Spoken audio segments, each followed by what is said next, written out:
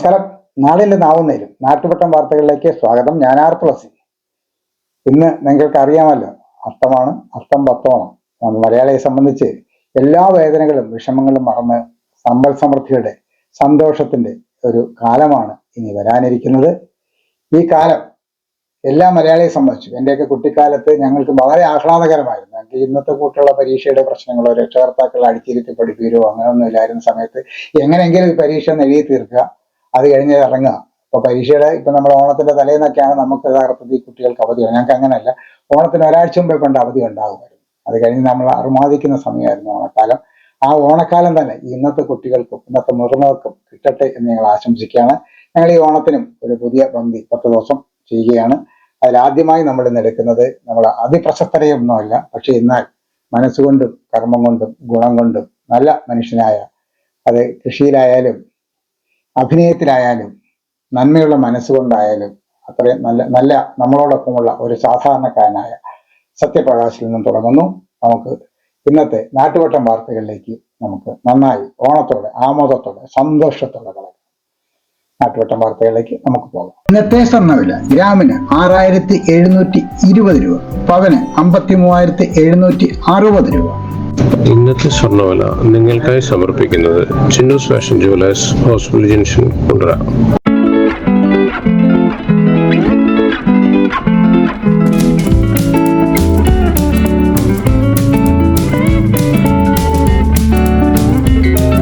നാളെ September 7 super human day, അമാനുഷിക ദിനമാണ്.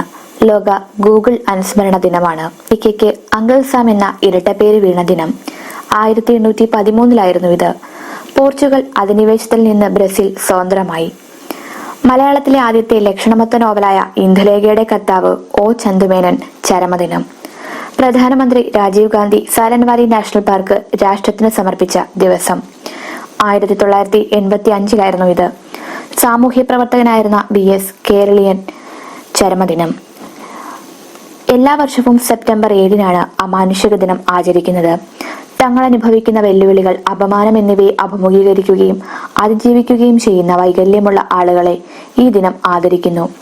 ഒരു ഘട്ടത്തിൽ എല്ലാവർക്കും ഏതെങ്കിലും തരത്തിലുള്ള വൈകല്യം അനുഭവപ്പെടാൻ സാധ്യതയുണ്ടെന്ന് നിങ്ങൾക്കറിയാമോ? അതുകൊണ്ടാണ് ഈ ദിനം നൂറുകണക്കിന് അത്ലറ്റുകൾ, സംഗീതജ്ഞർ, സംരംഭകർ, വിദ്യാഭ്യാസ വിചക്ഷണർ, സമൂഹം അവരെ എന്ത് മുദ്ര കുത്തിയാലും സ്വയം തെളിയിച്ച വ്യക്തികളെ ആദരിക്കുകയും അംഗീകരിക്കുകയും ചെയ്യുന്നത്. അതിമാനുഷികന്മാർ അവരുടെ മെറ്റൽ സ്യൂട്ടിൽ ഹൈടെക് ആയുധങ്ങളോ കൈകൾ കൊണ്ട് വലകൾ കറക്കാനുള്ള ശക്തിയോ ഉള്ളവരെ കുറിച്ചല്ല ഞങ്ങൾ സംസാരിക്കുന്നത്. നമുക്കിടയിൽ ജീവിക്കുന്ന കഠിനാധ്വാനവും സ്ഥിരോത്സാഹവും കൊണ്ട് ഈ ദുഷ്കരമായ ലോകത്തിലൂടെ സഞ്ചരിച്ച വൈകല്യമുള്ള ആളുകളെ കുറിച്ചാണ് ഞങ്ങൾ സംസാരിക്കുന്നത്. 2016 അമാനുഷിക ദിനം ആദ്യമായി ആചരിച്ചത്. സമ്മർ പാരാലിമ്പിക്സ് ഗെയിംസിലെ അസാധാരണമായ അത്ലറ്റുകളെ ഉയർത്തിക്കാട്ടാൻ ചാനൽ 4 എന്ന മാധ്യമ കമ്പനി അസാധാരണമായൊരു ആശയവുമായി വന്നു. 2016 പാരാ ഒളിമ്പിക്സ് ചാനൽ ഈ 4 അണ്ടർറേറ്റഡ് അമാനുഷികന്മാരെയും അവരുടെ അത്ഭുതകരമായ നേട്ടങ്ങളെയും അംഗീകരിക്കുന്ന ഒരു ക്യാമ്പയിൻ നടത്താൻ തീരുമാനിച്ചു. 1948 പാരാ ഒളിമ്പിക്സ് ആരംഭിച്ചെങ്കിലും ആളുകൾ ഒളിമ്പിക്സിന് വേണ്ടത്ര ശ്രദ്ധ നൽകിയില്ല. അതിനാൽ ഈ മനോഭാവം മാറ്റുന്നതിനായി ചാനൽ 4 ഞങ്ങൾ അമാനുഷികരാണ് എന്ന പേരിൽ ഒരു പരസ്യ ക്യാമ്പയിൻ ആരംഭിച്ചു. അവരോടുള്ള സമൂഹത്തിന്റെ മനോഭാവം മാറ്റാൻ ശ്രമിക്കുന്ന 140 ഭിന്നശേഷിക്കാരെ ഈ ക്യാമ്പയിൻ അവതരിപ്പിച്ചു. ഈ ദിവസം എന്താണ്?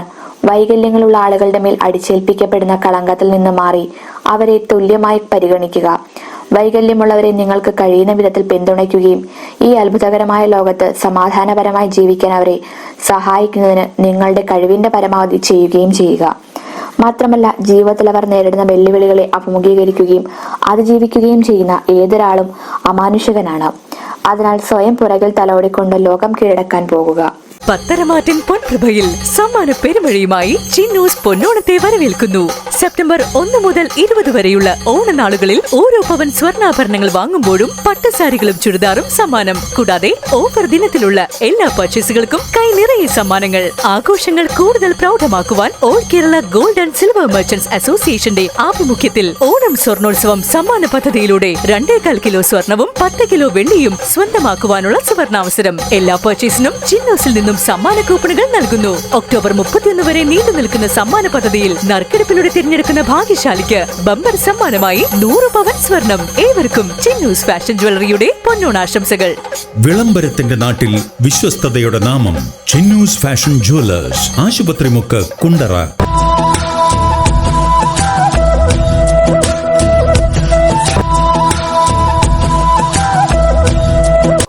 എല്ലാവർക്കും നാട്ടുവട്ടം ചാനലിന്റെ എല്ലാ പ്രേക്ഷകർക്കും എന്റെയും എൻ്റെ കുടുംബത്തിന്റെയും ഓണാശംസകൾ. വളരെ സാധാരണക്കാര് എല്ലാവരും കാണുന്ന ഒരു ചാനലാണ് നാട്ടുവട്ടം ചാനൽ. കാരണം നമ്മുടെ നാട്ടിൽ നടക്കുന്ന എല്ലാ കാര്യങ്ങളും അതാത് സമയങ്ങളിൽ ആൾക്കാരുടെ വീടുകളിൽ അതാത് സമയങ്ങളിൽ എത്തിക്കുന്ന ഒരു ചാനലാണ് നാട്ടുവട്ടം ചാനൽ. ഞാനൊരു കലാകാരനാണെന്നും അതിലൊരു കൃഷിക്കാരനാണെന്നും പുറം ലോകത്ത് അറിയുന്നത് ഈ ചാനലിലൂടെയാണ്. 36 വർഷമായി നാടക ഫീൽഡുമായി, നാടകം, സീരിയല്, സിനിമ. പക്ഷെ ആരും അത്ര ശ്രദ്ധിക്കപ്പെട്ടിരുന്നില്ല. അങ്ങനെ ഇതിന്റെ എല്ലാമായ തുളസിയണ്ണനാണ് എൻ്റെ ഒരു ജ്യേഷ്ഠ തുല്യനാണ് അദ്ദേഹം. അപ്പം വളരെ മുൻകാലങ്ങളിൽ നല്ല പരിചയമുള്ളതാണ്. സ്കൂളിൽ PTO അംഗമായിട്ട് ഞങ്ങൾ ഒരുമിച്ച് പ്രവർത്തിച്ചിട്ടുണ്ട്. അങ്ങനെയാണ് ഞാനൊരു കലാകാരനാണെന്നും പിന്നെ അതിലൂടെ കൃഷിക്കാരിലേക്ക് തിരിച്ചു നിന്നുള്ള കാര്യങ്ങളെല്ലാം അറിയുന്നത്. അതിനുശേഷം എനിക്ക് അണ്ണന്റെ ഭാഗത്തു നിന്നും ഈ നാടക രംഗത്ത് നിന്ന് ഉയർന്നു വരാൻ ഒരു പ്രോത്സാഹനം നൽകിയത് തന്നെ തുളസിയണ്ണനാണ്. അദ്ദേഹത്തിന്റെ അടുത്ത് പറഞ്ഞാൽ തീരാത്ത നന്ദിയും കടപ്പാടും രേഖപ്പെടുത്തണം. കാരണം അത്രയ്ക്കും ബന്ധവും, കാരണം ഇത്രയും സഹായകരമായ രീതിയിൽ എൻ്റെ വളർച്ചയ്ക്ക് വേണ്ടി അണ്ണൻ ഒരുപാട് കഷ്ടപ്പെട്ടിട്ടുണ്ട്. അതാണ് അത്രയും എനിക്ക് കടപ്പെട്ടിരിക്കുന്നത്. മറ്റൊരാളുകളെക്കാളും ഏറെ കടപ്പാടുള്ള ഒരു വ്യക്തിയാണ് തുളസിയണ്ണൻ. അതുകൊണ്ട് ഈ നാടകരംഗത്ത് നിന്നും ഈ കൃഷിയിലേക്ക് ഇത്രയും ഉയരാൻ കാരണം തുളസിയണ്ണൻ കാരണമാണ്. അതുകൊണ്ട് അത് ചാനലിലൂടെ മറ്റുള്ള ആൾക്കാരെ അറിയിക്കുകയും എനിക്കതിൻ്റെ പ്രോത്സാഹനങ്ങൾ മറ്റുള്ള ആൾക്കാരിൽ നിന്ന് കിട്ടുകയെല്ലാം ചെയ്തതിന് വളരെ നന്ദിയുണ്ട്. പിന്നെ നാടകരംഗത്ത് നിന്നും കൃഷിയിലേക്ക് വന്നത് വളരെ യാദൃച്ഛികമായിട്ടാണ്. ഒരു 36 വർഷം നാടകം കളിച്ചുകൊണ്ടിരുന്നെങ്കിലും അതിൽ കിട്ടാത്ത ഒരു അംഗീകാരമാണ് കൃഷിയിൽ വന്നതിന് ശേഷം എനിക്ക് കിട്ടിയത്. കോവിഡ് സമയത്താണ് ഞാൻ നാടകം വിട്ട് ഈ കൃഷിയിലേക്ക് തിരിയുന്നത്. അപ്പോൾ കൃഷിയെക്കുറിച്ച് എനിക്ക് യാതൊന്നും അറിയത്തില്ലായിരുന്നു. പിന്നെ കൃഷിഭവനിൽ ചെന്ന് എനിക്ക് കൃഷി ചെയ്യാൻ താല്പര്യമുണ്ടെന്ന് പറഞ്ഞപ്പോൾ അവര് അതിന്റെ കൃഷി ചെയ്യാനുള്ള ഒരു പുരയിടം കണ്ടെത്താൻ പറഞ്ഞു. അങ്ങനെയാണ് കുഴിയത്താവ് ശ്രീ മഹാദേവി ക്ഷേത്രത്തിന്റെ 1 ഏക്കറോളം വരുന്ന പുരയിടം പാട്ടത്തിനെടുത്ത് കൃഷി ആരംഭിക്കുന്നത്. ആദ്യം ജോലിക്കാരെയൊക്കെ നിർത്തിയായിരുന്നു കൃഷി ആരംഭിച്ചത്. പക്ഷേ അത് ഒരു വലിയ നഷ്ടത്തിലായിരുന്നു കലാശിച്ചത്. കാരണം കൂലി കൊടുത്ത് ചെയ്താൽ കൃഷി ലാഭം കിട്ടത്തില്ലെന്ന് എനിക്ക് മനസ്സിലായി. അങ്ങനെയാണ് ഞാൻ അവരിൽ നിന്നും ആ കൃഷി സഹായിക്കാൻ വന്ന ആൾക്കാരുടെ കൂട്ടത്തിൽ നിന്നും അവർ ചെയ്യുന്ന രീതികൾ കണ്ട് മനസ്സിലാക്കി പിന്നെ കുറേശ്ശെ ഞാൻ ഒറ്റയ്ക്ക് ചെയ്യാൻ തുടങ്ങി. പിന്നെ കൃഷി ഓഫീസറുടെ മേഘന സാറിന്റെ നല്ലൊരു സഹായം, അവരുടെ ഒരു പിന്നെ കൃഷിയെക്കുറിച്ചുള്ള ധാരണകളെല്ലാം പറഞ്ഞ് എന്നെ മനസ്സിലാക്കി ചെയ്യേണ്ട രീതികൾ, വളം ഉപയോഗിക്കേണ്ട രീതികൾ, അങ്ങനെ ആ രീതിയിൽ മുന്നോട്ട് പോയാണ് 2021 പെരിനാട് പഞ്ചായത്തിലെ മികച്ച സംശ്രയ കർഷകനായി തിരഞ്ഞെടുത്ത് അതിനുശേഷം നിരവധി സംഘടനകൾ നടത്തിയ ഈ കർഷകരെ തെരഞ്ഞെടുക്കുന്ന കൂട്ടത്തിൽ നിരവധി അംഗീകാരങ്ങൾ പല സംഘടനകളിൽ നിന്നും മികച്ച കർഷകനായി തിരഞ്ഞെടുത്തു. പിന്നെ ഇപ്പോഴും ഈ ഗവൺമെന്റ് ഭാഗത്ത് ഒരു പ്രാവശ്യം കൃഷി അവാർഡ് കിട്ടിക്കഴിഞ്ഞാൽ അത് 3 വർഷം കഴിഞ്ഞ് നമുക്ക് വീണ്ടും മികച്ച കർഷകനായിട്ട് തിരഞ്ഞെടുക്കാൻ പറ്റത്തുള്ളൂ. അതുകൊണ്ടാണ്. അല്ലെങ്കിൽ ഈ 3 വർഷവും ഞാൻ മികച്ച കർഷകനായിട്ട് കിട്ടത്തക്ക രീതിയിൽ ഒരുപാട് കൃഷികൾ ചെയ്തതായിരുന്നു. പക്ഷെ ഇപ്പൊ ഇനി അടുത്ത വർഷത്തേക്ക് ഈ 25-ൽ കൃഷി നല്ല മികച്ച കർഷകനായി വീണ്ടും തിരഞ്ഞെടുക്കാനുള്ള അപേക്ഷ കൊടുക്കാം. അതുകൊണ്ട് ഇനി വരും കാലങ്ങളിൽ മികച്ച രീതിയിൽ ഈ പുരയിടം നിറയെ എല്ലാ വിഭവങ്ങളും ചേർത്ത ഒരു കൃഷി പുരയിടമാക്കി മാറ്റണം. ഈ പൂക്കൃഷി എന്ന് പറയുന്നത് ഒരു 3 വർഷം കൊണ്ടൊരു ഇടകൃഷിയാണ്. പക്ഷെ അതിനെക്കുറിച്ച് എനിക്കൊരു ഇതില്ലായിരുന്നു. കാരണം ഇതൊക്കെ തമിഴ്നാട്ടിൽ മാത്രം വിളയിക്കുന്ന ഒരു സംഭവമായിരുന്നു. പക്ഷെ നമ്മുടെ നാട്ടിലും ഇത് നമ്മുടെ മണ്ണ് അതിന് അനുയോജ്യമാണ്. നമ്മൾ അതിന് മെനക്കെട്ട് ഇറങ്ങിക്കഴിഞ്ഞാൽ ഈ പിന്നെ ബന്ദിപ്പൂവിന്റെ തൈ കൊണ്ടുവന്നത് തൃശ്ശൂർ മണ്ണുത്തി സർവകലാശാലയിൽ നിന്നാണ്. അപ്പൊ ഈ കൃഷി ഇത് ചെയ്യുന്ന പൂക്കൃഷിയെ കുറിച്ച് കൃഷി ഓഫീസർ പറഞ്ഞു തന്ന ഒരു അറിവ് മാത്രമേ എനിക്കുള്ളായിരുന്നു. പക്ഷെ നല്ല മികച്ച രീതിയിൽ ഈ കൃഷി വിജയിച്ചെന്നുള്ളതാണ്. കാരണം നമ്മളെ പ്രതീക്ഷിച്ചതിലും കൂടുതൽ വിളവ് ഇതിൽ നിന്ന് കിട്ടാൻ കഴിഞ്ഞു. അതുകൊണ്ട് നമ്മളെ ഈ തമിഴ്നാട്ടിൽ പോയി വലിയ വിലയ്ക്ക് പൂ മേടിക്കാതെ നമ്മുടെ നാട്ടിൽ തന്നെ ഇതുപോലെ തരിശുഭൂമികൾ ഒരുപാട് കിടപ്പുണ്ട്. അത് എടുത്ത് കൃഷി ചെയ്ത് ഈ ഒരു 3 മാസത്തെ ഇതേ ഉള്ളൂ. നമുക്ക് ഒരു നല്ല ഈ തമിഴ്നാട്ടിലെ ആശ്രയിക്കാതെ നമ്മൾ കേരളത്തിൽ തന്നെ ഇതുപോലെ ഒരുപാട് പൂക്കൃഷികൾ ചെയ്യാൻ കഴിയുമെന്നുള്ളതാണ് എൻ്റെ ഒരു വിശ്വാസം. പിന്നെ അതുപോലെ ഈ കൊച്ചു കുട്ടികൾ സ്കൂൾ തലത്തിൽ നോക്കിയാൽ തന്നെ അവർക്ക് ഒരുപാട് പുരയിടങ്ങൾ വെറുതെ കിടപ്പുണ്ട്.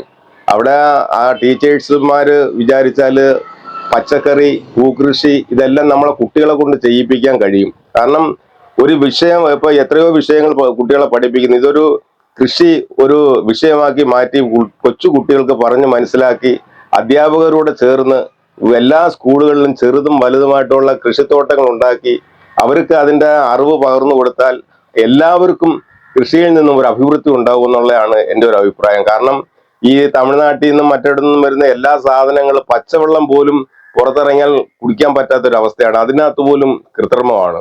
ആ ഒരു കാലഘട്ടത്തിൽ നമ്മൾ ജീവിച്ചു പോകുമ്പോൾ നമ്മളെ വീട്ടിൽ നമുക്ക് ഒരു വീടിന് കഴിയാനുള്ള പച്ചക്കറി ഏത് വീട്ടിലും ഉണ്ടാക്കാൻ പറ്റുമെന്നുള്ളതാണ് എൻ്റെ ഒരു ഈ എളിയ സമയം കൊണ്ടുള്ള എൻ്റെ ഒരു അറിവ്.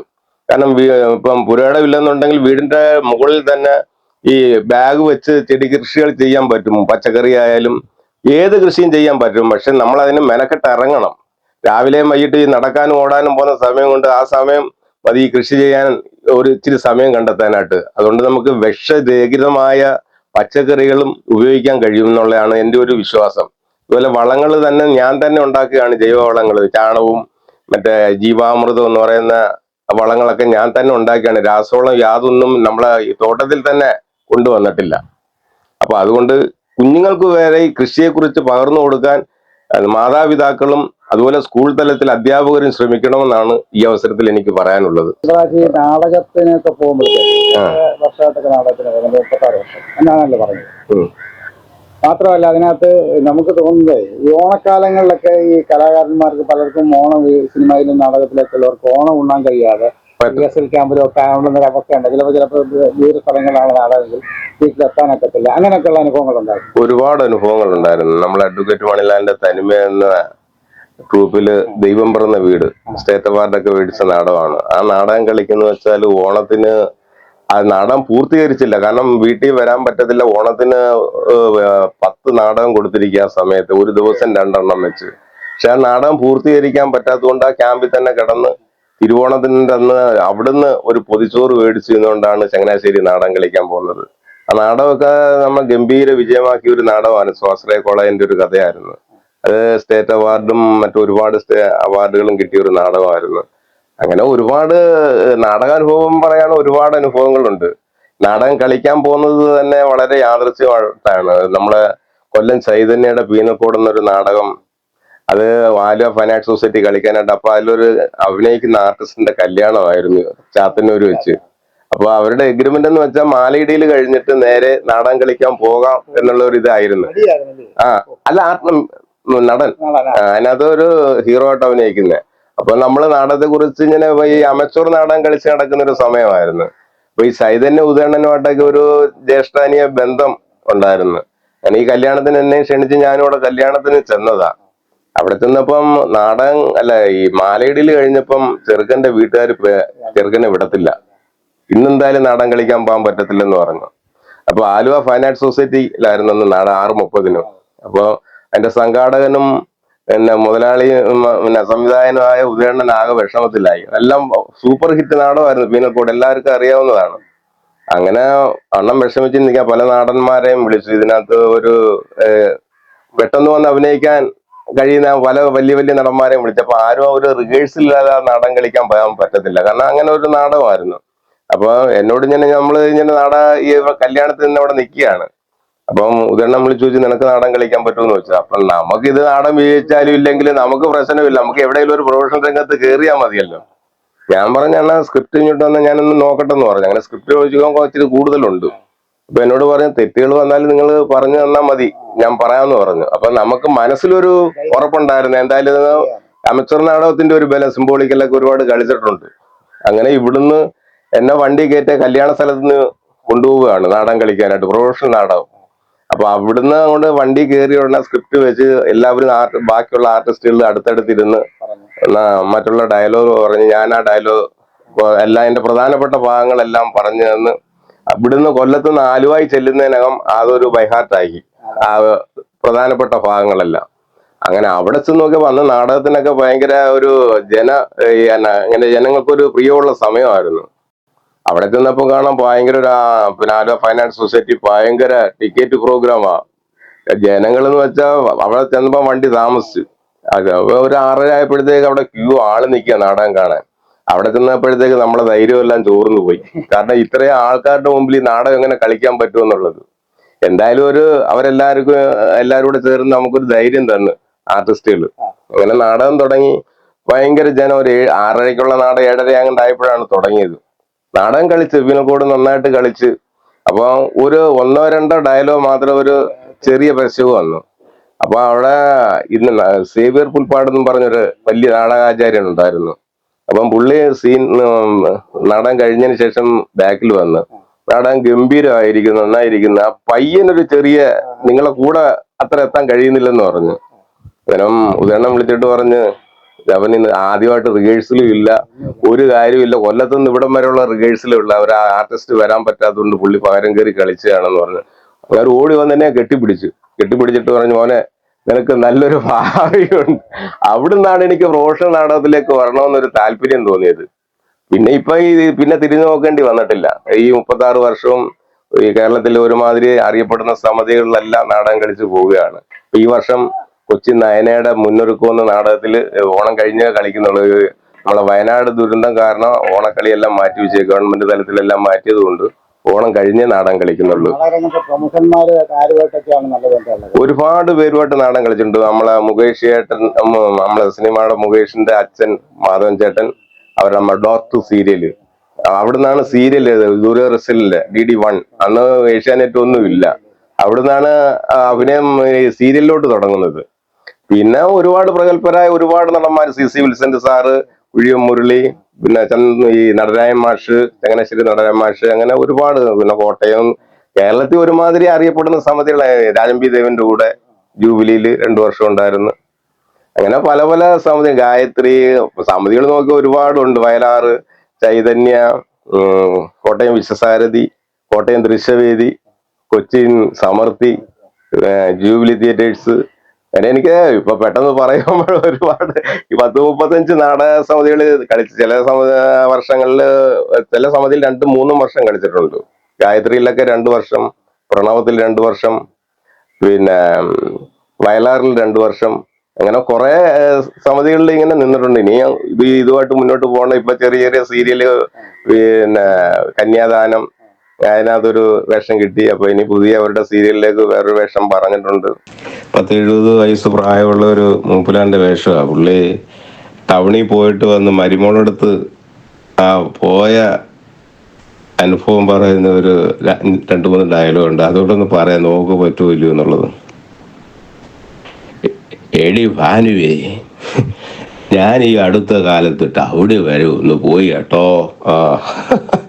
കുറച്ച് നടന്ന് ക്ഷീണിച്ചപ്പോ ഒരു പയ്യന്റെ ബൈക്കിന്റെ കൈ കാണിച്ചു. അവൻ നിർത്തി. എന്നിട്ട് പറയുക, അമ്മാവാ തലയിൽ ഈ ഹെൽമെറ്റ് വെച്ചില്ലെങ്കിൽ ഫൈൻ അടിക്കുമെന്നും. എന്തോന്നാ ഹെലിമെറ്റോ? ഈ എന്തര കൂന്ത്രാണ്ടോ ആയില്ലേ, അത് വച്ചില്ലെങ്കിൽ ഫൈൻ അടിക്കുമെന്നും. എന്നിട്ട് അവൻ പറയാ കേറിക്കോന്ന്. എന്നിട്ട് അവൻ സൂത്രത്തിൽ കൂടെ എന്നെ ഒരു തേപ്പ്. അമ്മാവാ പുരാവസ്തു അല്ലേ, വെയിലത്തിട്ട് ഉണക്കണ്ട, കേറിക്കോന്ന്. ഞാനൊന്ന് നോക്കിയപ്പോ അതിലൊന്ന് കയറണമെങ്കിൽ തന്നെ കോവണി വെക്കണം. അത്ര കയറുവാ, എന്നാലും വേണ്ടിയില്ല, കൊതി പിടിച്ച് ഞാൻ അങ്ങോട്ട് കേറി. എന്റെ പൊന്നോ, പിന്നെ ഒരു പോക്ക. ഞാനൊന്ന് കണ്ണടച്ചു തുറന്നപ്പോഴത്തേക്കും അങ്ങോട്ട് അവണിച്ചെന്ന്.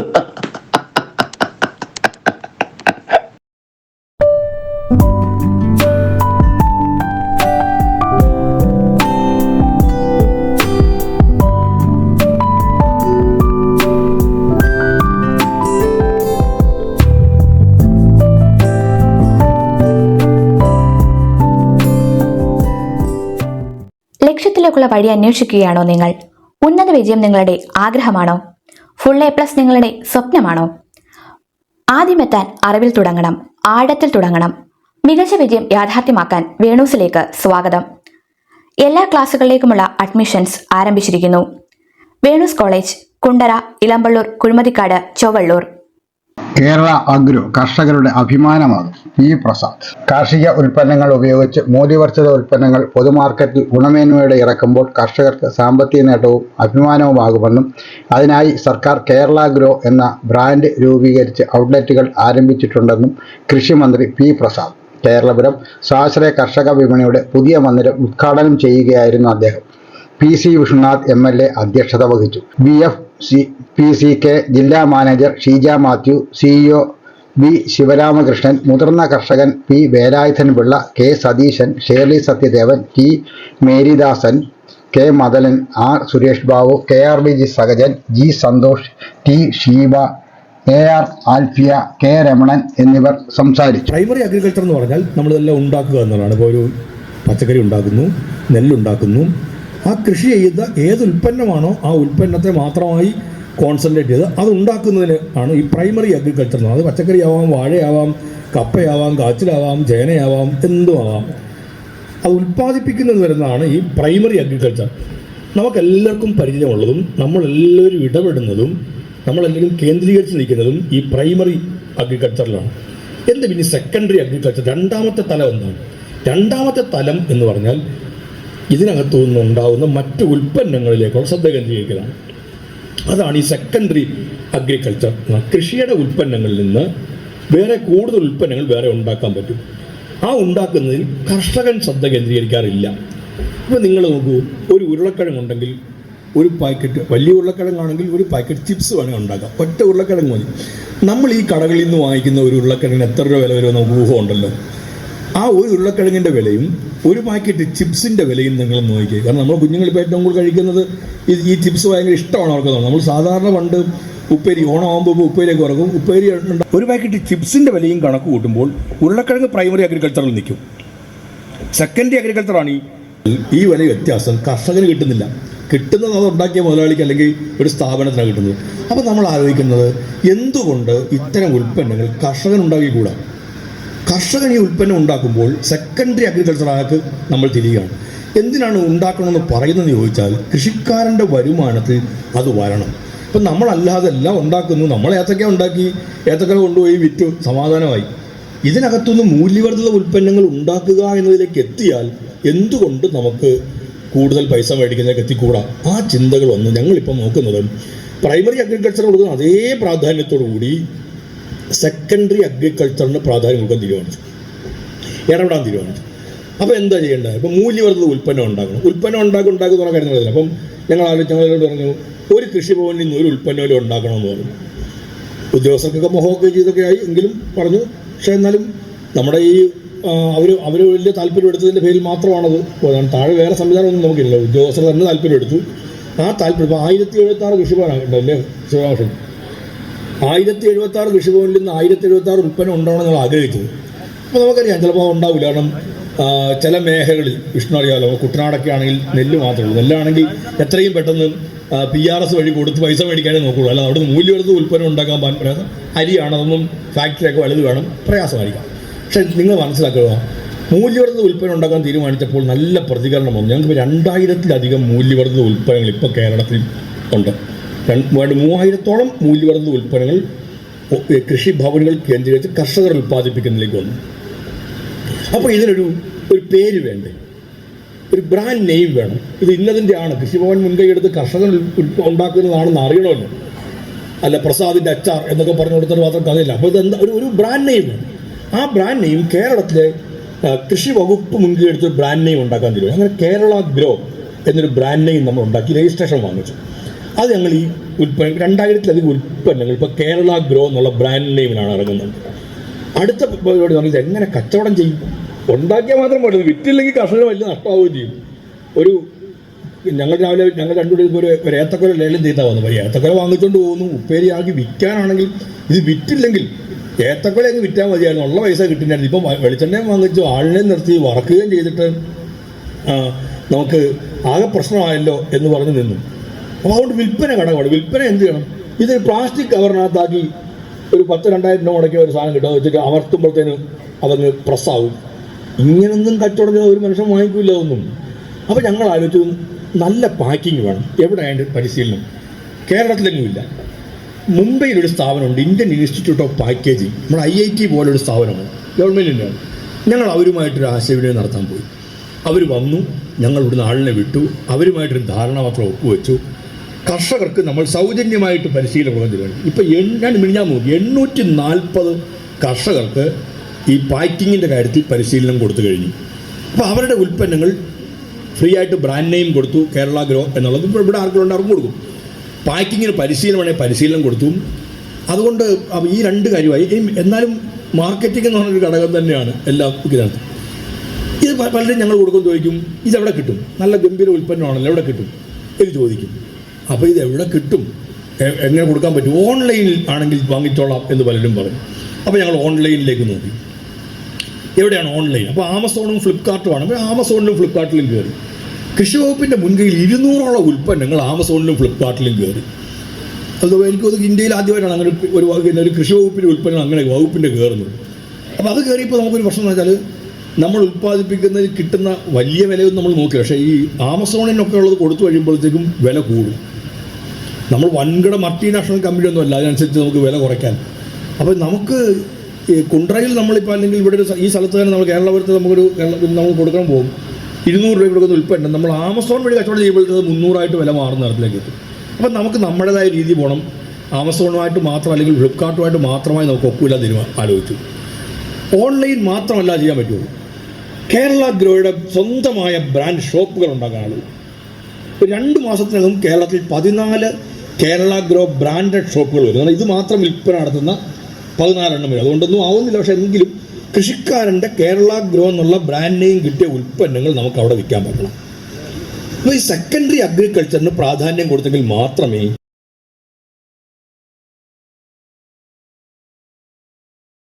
അധ്യാപക ദിനാഘോഷം നടന്നു. പെരുമ്പുഴ SRV ഗവൺമെൻറ് LPS അധ്യാപക ദിനത്തിൽ അധ്യാപകർ കുട്ടികളായി. സ്കൂളിലെ പൂർവ്വ വിദ്യാർത്ഥിയും അധ്യാപികയും കവിയത്രിയുമായ പെരുമ്പുഴ കസ്തൂരി ഭായിയെ ആദരിച്ചു. പ്രസിഡന്റ് V പ്രശാന്തി, ഹെഡ്മിസ്റ്റർ V ലേഖ എന്നിവർ സംസാരിച്ചു. പ്രാക്കുളം ഗവൺമെൻറ് LP സ്കൂളിലെ അധ്യാപക ദിനാഘോഷ പരിപാടികൾ വാർഡ് മെമ്പർ ഡാഡു കോടിയിൽ ഉദ്ഘാടനം ചെയ്തു. വിരമിച്ച അധ്യാപിക വിലാസിനി, കവിയും അധ്യാപകനും ചിത്രകാരനുമായ ദേവി പ്രസാദ് ശേഖർ, അംഗനവാടി അധ്യാപിക ജുബൈരിയത്ത്, പ്രഥമ അധ്യാപകൻ കണ്ണൻ ചുമൂഖം എന്നിവരെ അവാർഡും മൊമെന്റോയും നൽകി മെമ്പർ ഡാഡു കോടിയിൽ പൊന്നാട ചാർത്തി ആദരിച്ചു. RP Panicker, Rupesh M Paul, Ayisha, Mini teacher, Shibi teacher എന്നിവർ സംസാരിച്ചു. കുട്ടികൾ അധ്യാപക വേഷത്തിലെത്തി ക്ലാസുകൾ നയിച്ചു.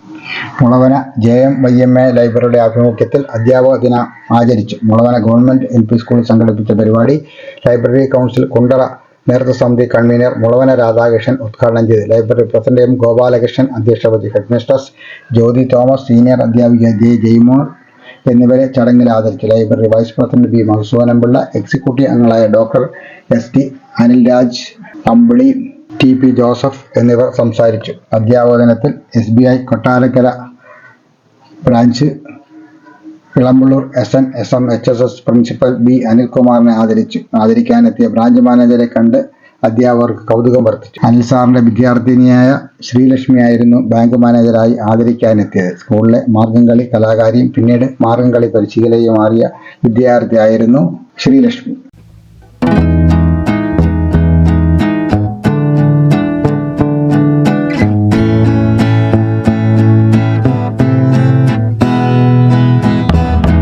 സസ്യങ്ങൾ നമ്മളെപ്പോലെ മടിയന്മാരല്ല എന്ന് നമുക്കറിയാം. അവർ സ്വന്തമായി ഭക്ഷണം പാകം ചെയ്യുന്നു, അത് ശേഖരിച്ചു വെക്കുന്നു, അത് കൃത്യമായി ഉപയോഗിക്കുന്നു. എന്നാൽ നമുക്കറിയാവുന്ന മറ്റൊരു കാര്യം കൂടിയുണ്ട്. പച്ച നിറമുള്ള ഇലകളാണ് ഈ ആഹാരം പാകം ചെയ്യുന്നതിൽ സസ്യങ്ങളെ സഹായിക്കുന്നത്. പക്ഷേ പച്ചിലയില്ലാത്ത സസ്യങ്ങൾ ആഹാരം ഉണ്ടാക്കുന്നില്ലേ? അവരെങ്ങനെയാവും ജീവിക്കുക? അവർ ആഹാരം ഉണ്ടാക്കുന്നുണ്ടെങ്കിൽ തന്നെ അതെങ്ങനെയായിരിക്കും? അതിനെക്കുറിച്ച് നമുക്കിന്ന് നോക്കാം.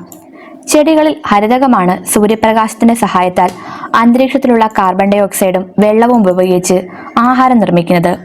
ഹരിതകം ഇല്ലാത്ത സസ്യങ്ങൾക്ക് ഈ രീതിയിൽ ആഹാരം നിർമ്മിക്കുവാൻ കഴിയുകയില്ല. അവ മറ്റു വഴിയിലൂടെ ആഹാരം കണ്ടെത്തുകയാണ് ചെയ്യുക. ഇങ്ങനെയുള്ള സസ്യങ്ങൾ ഒന്നുകിൽ മരിച്ചുപോയ ജന്തു സസ്യ ശരീരഭാഗങ്ങളിൽ നിന്ന് ആഹാരം സ്വീകരിക്കുന്നു. ജീവനറ്റ ജീവജാലങ്ങളുടെ ശരീരങ്ങൾ ഇവ ചില എൻസൈമുകളുടെ സഹായത്താൽ വിഘടിപ്പിച്ച് ആഹാരമാക്കുകയാണ് ചെയ്യുന്നത്. ഇങ്ങനെയുള്ള സസ്യങ്ങൾക്ക് സാപ്രോഫൈറ്റ്സ് എന്ന് പറയും. ഇനി ഒരു കൂട്ടരാകട്ടെ ജീവനുള്ള മറ്റു സസ്യങ്ങളിലും ജീവികളിലും പരാദങ്ങളായി കഴിയുന്നു. ഇവ മറ്റു ജീവജാലങ്ങളുടെ ആഹാരം ചൂഷണം ചെയ്താണ് വളരുന്നത്.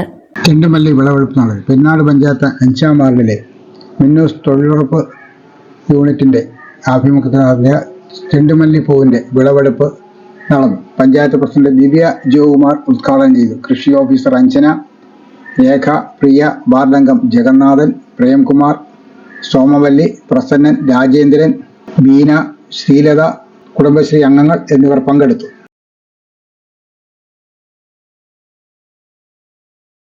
മേൽപ്പാലത്തിനായി കവിയരങ്ങ്. കുണ്ട്രയിലെ യാത്രാദുരിതത്തിന് പരിഹാരമായി കുണ്ട്രയിലെ മേൽപ്പാലങ്ങൾ യാഥാർത്ഥ്യമാക്കണമെന്നാവശ്യപ്പെട്ട് കുണ്ട്ര പൗരസമിതി മേൽപ്പാല നിർമ്മാണ ആക്ഷൻ കൗൺസിൽ കവിയരങ്ങ് സംഘടിപ്പിക്കുന്നു. തിങ്കളാഴ്ച വൈകിട്ട് 4-ന് കുണ്ടറമുക്കടയിൽ KPAC ലീലാകൃഷ്ണൻ കവിയരങ്ങ് ഉദ്ഘാടനം ചെയ്യും.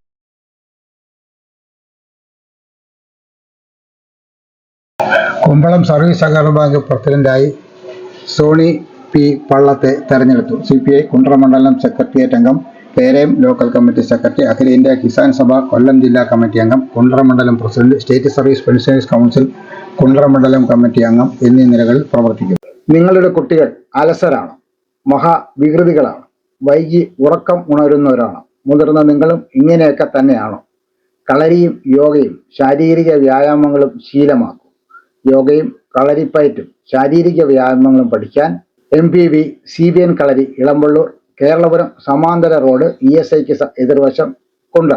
Phone number 94 47 11 99 80.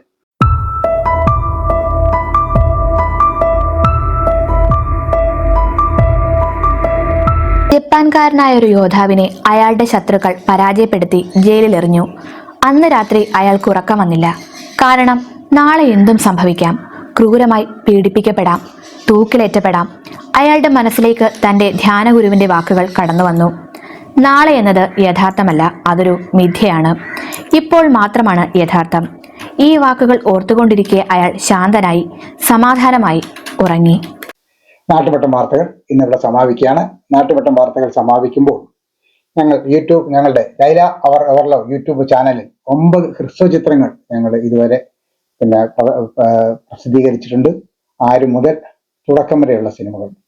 അത് 8 മിനിറ്റ് മുതൽ 27 മിനിറ്റ് വരെയുള്ള സിനിമകളുണ്ട്. എൻ്റെ സുഹൃത്തുക്കൾ കുറേയധികം പേര് അത് കണ്ടിട്ടുണ്ട്. വളരെയധികം പേർ കണ്ടിട്ടില്ല. പുതിയ സുഹൃത്തുക്കളും ഒരുപാട് പേര് ഇത് കാണാനുണ്ട്. അതുകൊണ്ട് ഈ വാർത്ത കാണുന്ന നിങ്ങൾ ആരെങ്കിലും ഒക്കെ ഇത് കണ്ടിട്ടില്ലെങ്കിൽ ആ സിനിമകളെല്ലാം ഒന്ന് കാണുകയും നിങ്ങളുടെ വീട്ടിലുള്ള എല്ലാവരെയും അതൊന്ന് കാണിച്ചു കൊടുക്കുകയും നിങ്ങളുടെ സുഹൃത്തുക്കൾക്കും ബന്ധുക്കൾക്കും നിങ്ങൾ ഉൾപ്പെടുന്ന ഗ്രൂപ്പുകളിലേക്കൊക്കെ അതിൻ്റെ ലിങ്ക് ഒന്ന് അയച്ചു കൊടുക്കുകയും ചെയ്യണമെന്നാണ് അഭ്യർത്ഥിക്കുന്നത്. ഞങ്ങളൊരു പ്രത്യേക ദൗത്യമായിട്ടാണ് ഈ ഷോർട്ട് ഫിലിമുകൾ ചെയ്യുന്നത്. വെറുതെ ഒരു ദൗത്യം തീർക്കാൻ ചെയ്യുന്നതല്ല, കൃത്യമായി സാമൂഹ്യ ബോധത്തോടെ സമൂഹത്തിന് വേണ്ടി എന്തെങ്കിലും ചെയ്യണം എന്നുള്ളത് കൊണ്ട് മാത്രമാണ് ഞങ്ങളിത് ചെയ്യുന്നത്. ഒപ്പം ഒരു മാസം ഒരു ഹ്രസ്വചിത്രം എന്നതാണ് ഞങ്ങളുടെ ലക്ഷ്യം. തീർച്ചയായിട്ടും ഒരു സിനിമയും അതിൻ്റെ ഒരു ഷോട്ടും ഒരു സീനും ഒക്കെ എടുക്കുന്നതിൻ്റെ പ്രയാസവും ബുദ്ധിമുട്ടും ഒക്കെ നിങ്ങളിത് കണ്ടിട്ടുള്ളവർക്കൊക്കെ അറിയാമായിരിക്കാം, അഭിനയിച്ചിട്ടുള്ളവർക്ക് അറിയാം, അതിൻ്റെ എന്തെങ്കിലും പണികളുമായിട്ട് ബന്ധപ്പെട്ടവർക്കും അറിയാം. അതിന് രണ്ടാമത്തെ പ്രത്യേകത, ഞങ്ങൾ ഇതിനകത്ത് നേരത്തെ അഭിനയിച്ചിട്ടുള്ള ആരെയും ഞങ്ങൾ ഉൾപ്പെടുത്തിയിട്ടില്ല. നമ്മുടെ സാധാരണക്കാരായ ആൾക്കാരെയാണ് നമ്മൾ ഉൾപ്പെടുത്തിയിട്ടുള്ളത്. അതുകൊണ്ട് ഞങ്ങൾ കുറച്ച് സാമൂഹ്യ പ്രസക്തമായ സംഗതികളാണ്. അതുകൊണ്ട് നിങ്ങൾ നാട്ടുകാരുടെ, എൻ്റെ മുന്നിലുള്ള എൻ്റെ സുഹൃത്തുക്കളുടെ ഒക്കെ പിന്തുണയും സ്നേഹം ഉണ്ടാകണം എന്നാണ് ലൈല ക്രിയേഷൻസിന് വേണ്ടി ഞങ്ങളുടെ അഭ്യർത്ഥന. നിങ്ങൾ അതുകൊണ്ട് ഇന്ന് തന്നെ സിനിമ കാണുകയും നിങ്ങളുടെ അഭിപ്രായങ്ങൾ രേഖപ്പെടുത്തുകയും ചെയ്യണം എന്ന അഭ്യർത്ഥനയോടെ നാളെ രാത്രി വീണ്ടും പരസ്പരം നമുക്ക് നമ്മുടെ മൊബൈൽ ഫോണുകളിലൂടെ കാണാം. അതുവരെ നാട്ടുവട്ടം ടീമിന്റെ സ്നേഹം, ആദരം.